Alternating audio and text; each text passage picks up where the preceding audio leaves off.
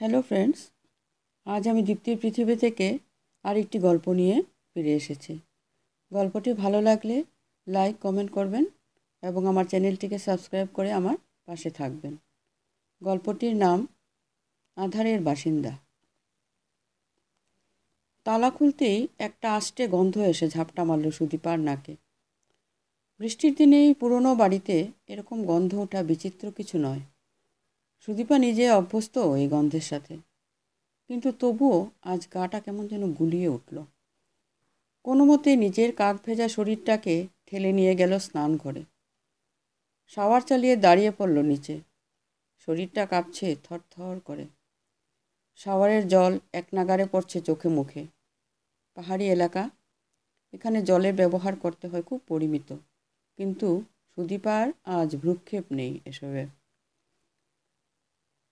আচ্ছা, পুলিশ সত্যিই কি দীপ্তকে খুঁজবে?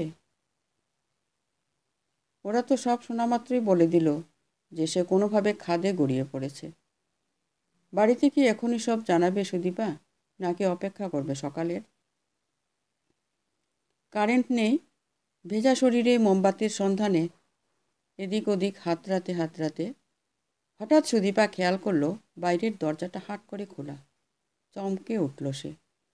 ঢোকার পর দরজাটাকে তবে লাগায়নি? মনে পড়ছে না কিছুতেই। পায়ে পায়ে সেদিকে এগিয়ে যেতে হোঁচট খেল একটা। এটা কে বসে আছে ঘরে? যদিও অন্ধকার, তবু অবয়বটা স্পষ্ট। আতঙ্কগ্রস্ত গলায় সুদীপা চেঁচিয়ে উঠল, কে? কে ওখানে? কৌশিক? কৌশিকবাবুর প্রত্যাশাতে ছিলে বুঝি? কে?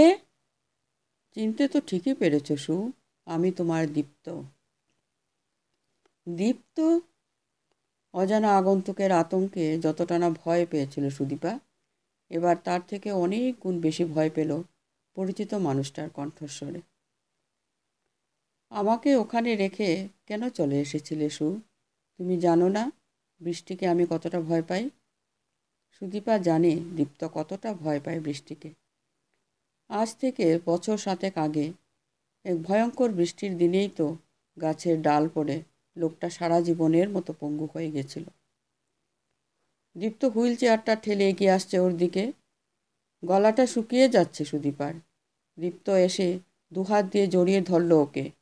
ওর ভেজা শরীরটা শীতল স্পর্শে কেঁপে উঠল। তুমি তুমি ফিরলে কি করে দীপ্ত?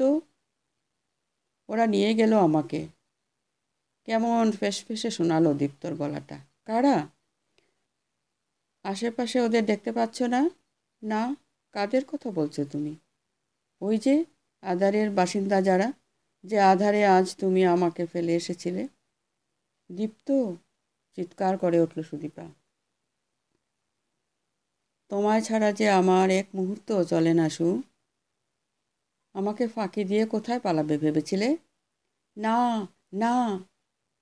দীপ্তর বাহুবেষ্টনী ছাড়িয়ে পালাবার চেষ্টা করল সুদীপা, কিন্তু পারল না এক চুলও নড়তে। ও স্পষ্ট অনুভব করতে পারছে দুটো হাত যেন মাটি ফুঁড়ে উঠে এসে জড়িয়ে ধরেছে ওর পা। আশেপাশে ছায়া ছায়া কারা যেন ভাসছে ঘর জুড়ে। সুদীপার সারা শরীর জুড়েও অনুভূত হচ্ছে অশরীরী আনাগোনা। পৈশাচিক এক খেলায় মেতেছে ওরা। ওদের সঙ্গে যোগ দিয়েছে দীপ্ত। না! আর্তনাদ করে উঠল সুদীপা। বৃষ্টির ঝমঝম শব্দে মিলিয়ে গেল সেই আর্তনাদ। পালাবার পথ যে আর নেই।